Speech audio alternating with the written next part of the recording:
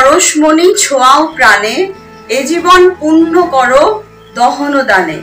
Good morning to all of you present here, especially Right Reverend Bishop Chakraborty, Secretary Sir, Principal Sir, teaching and non-teaching staffs, and all our dear students. As we know that we have gathered here to celebrate Ravindra Jayanti program, so we first seek the blessing and the guidance of our Almighty God so that the program will be successful. So I request all of you to close your eyes, bow your head for the prayer. Let us pray. O God, our Heavenly Father, we thank you for giving us the opportunity to see this beautiful morning. O Lord, pour out your heart to bless all the members of our school, St. Stephen's School, Nepalganj, so that we grow in the knowledge of your truth, peace, love and wisdom.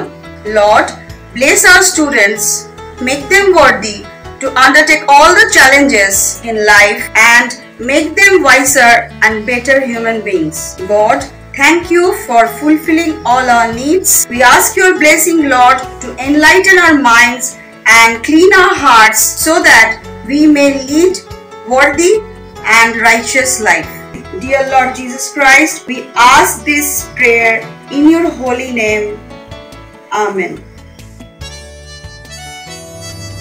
Welcome everyone. Today is the birthday of this multi-talented man. The whole world is enlightened by his talent and his knowledge. The first chapter of our life is begin with his writing, whose creation of which affects people's mind in different ways, in different moments, be it the change of season, be it the growth of our age, be it a simple situation or the situation full of problems, from joy to sorrow, from good times to bad times, from victory to fortress. His writing, his established, show us a new direction of life. Today, we all are present at the 163rd birthday celebration of that great poet, writer, artist, architect and the pioneer who has dedicated his entire life's work to the future to us. Let's make his birthday celebration a success today with our little efforts. Namaskar.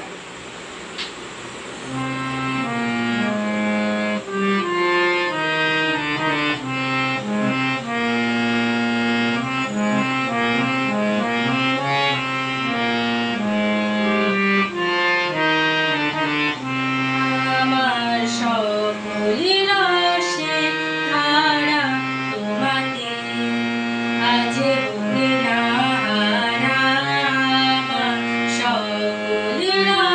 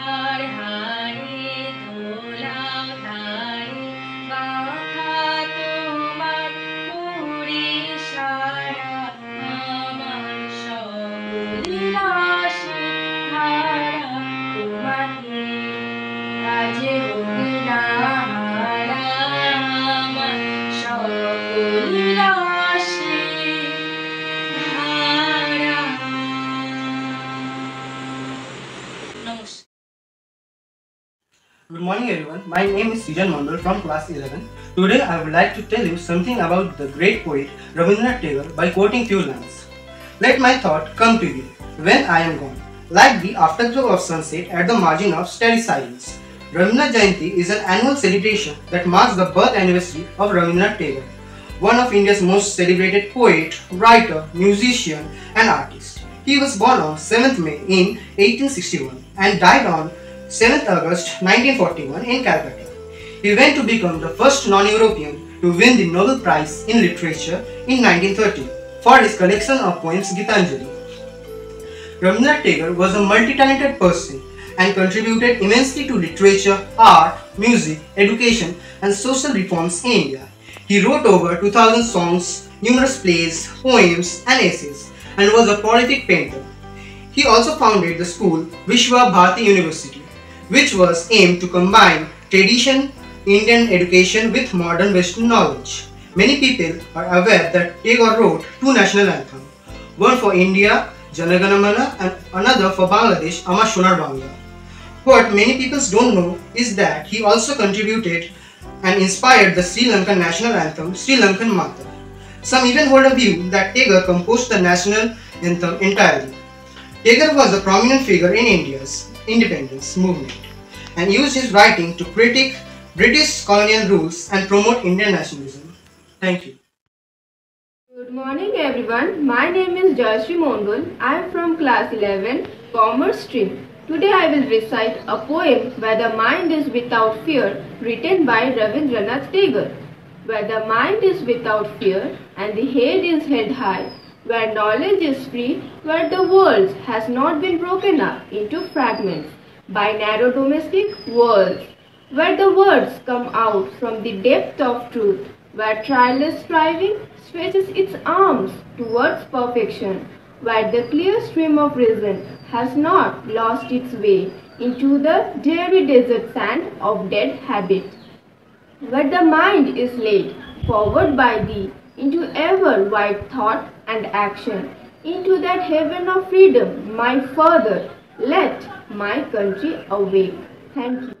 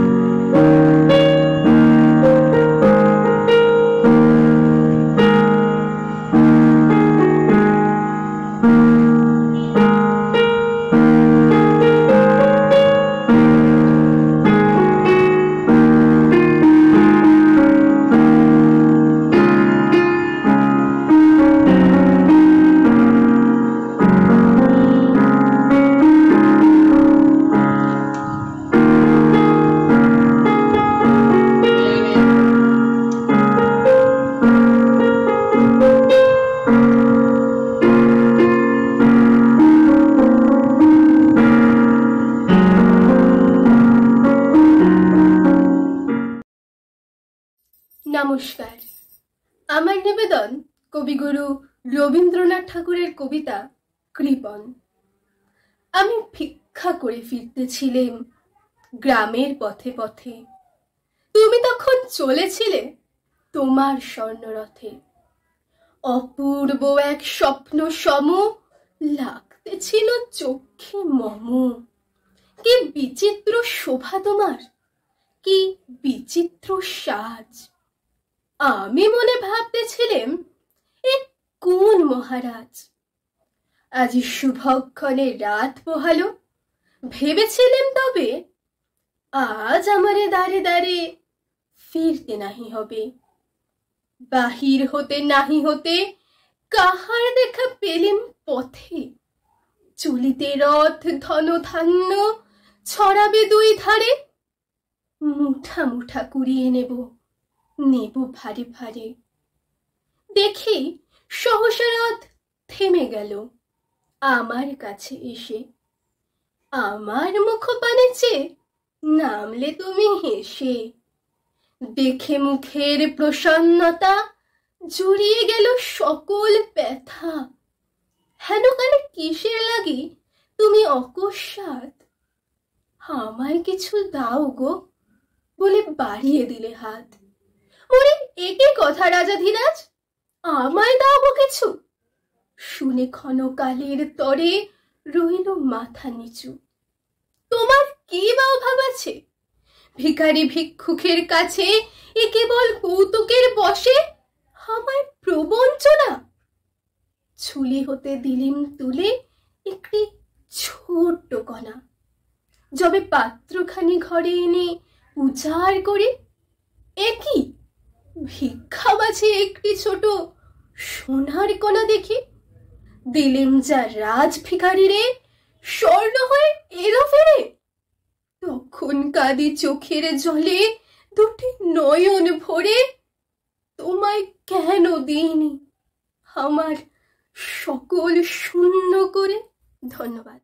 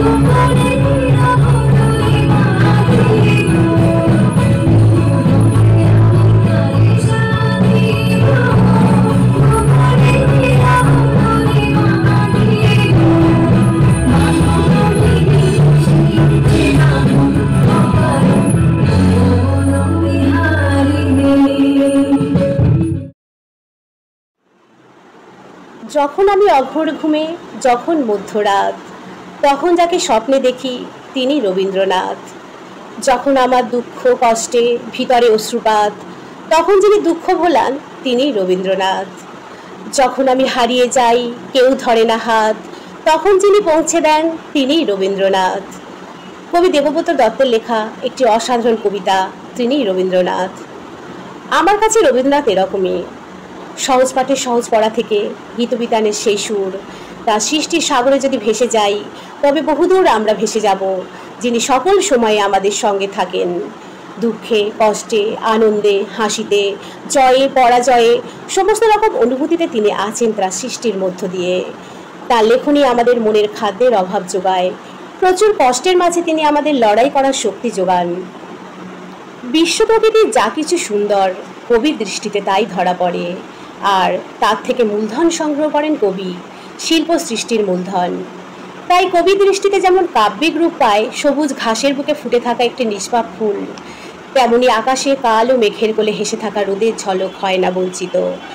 আকাশের সূর্য তারারাও তাঁর দৃষ্টিতে ধরা পড়ে। নব অনুরাগিনী বর্ষার ঝরা বকুল ফুল, ডাহুক পাখির ডাকের মতো বিরহ যে কবি হৃদয় দগ্ধ করে, যা তার হৃদয়ে সয় না। তাই তিনি বিরহকে দূরে রেখে প্রতিটি হৃদয়ে বিভিন্ন গান কবিতার মাধ্যমে সঞ্চারিত করতে চেয়েছেন রোমাঞ্চ মিশ্রিত আনন্দ। ঠিক তেমনি যখন রুদ্র তাপ ও গ্রীষ্ম তীব্র দহনদানে জ্বালিয়ে পুড়িয়ে দেয় চারিপাশে, কবি তখন লেখার মধ্যে আঁকেন তৃষ্ণার ছবি, চোখে আমার তৃষ্ণা। এ পৃথিবীতে অসুখ আছে, অনটন আছে, অপ্রাপ্তি, হতাশা, ব্যর্থতা, মৃত্যুও আছে, কিন্তু কবি এসবের ঊর্ধ্বে উঠে খুঁজে নেন প্রাণের স্পন্দন, অমৃতের রস। তাই তো কংক্রিটের ফাঁক দিয়ে কোনো রকমে যখন একটা ছোট গাছ উঁকি দিয়েছিল, তার ছোট্ট শরীর আলো করে ফুটেছিল লাল করবী ফুল। তাই দেখে কবি রচনা করেছিলেন একটি পূর্ণাঙ্গ নাটক রক্তকরবী। সমস্ত দুঃখের ঊর্ধ্বে গিয়ে কবি অনুভব করেন আনন্দের অবগাহন। তাই কবি বলেন, আছে দুঃখ, আছে মৃত্যু, বিরহ দহন লাগি, তবুও শান্তি, তবুও আনন্দ, তবুও অনন্ত জাগি। বিশ্ববরেণ্য বিশ্বকবি রবীন্দ্রনাথ ঠাকুর বিশ্ব মানব হলেও তিনি ভারতবর্ষের, বাংলার, আমাদের সকলের। আমার কবি রবি ঠাকুরের লেখনীর দ্বারা প্রতিটি শূন্য হৃদয়ে, শূন্য জীবনে প্রেমরূপ আলোক ভরে ওঠে, চলতে থাকে আমাদের সকলের নিরলস যাত্রা। ধন্যবাদ।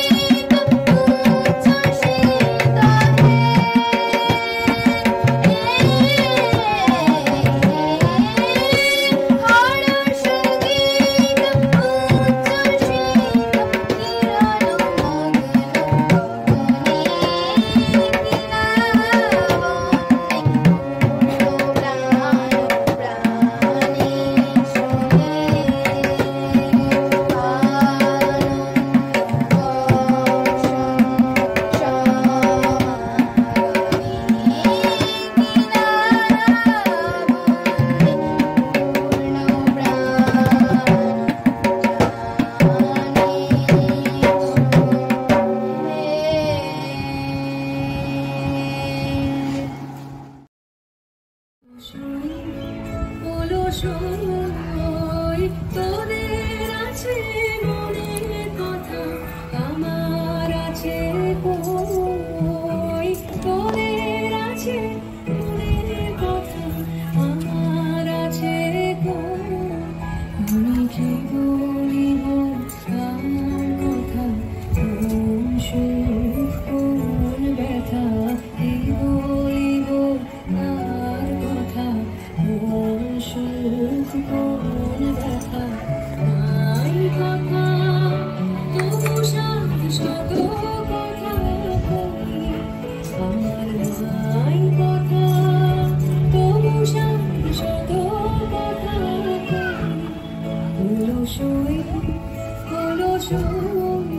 তোদের এত কি বলিবার আছে ভেবে অবাক হই, তোদের এত কি বলিবার আছে ভেবে অবাক হই।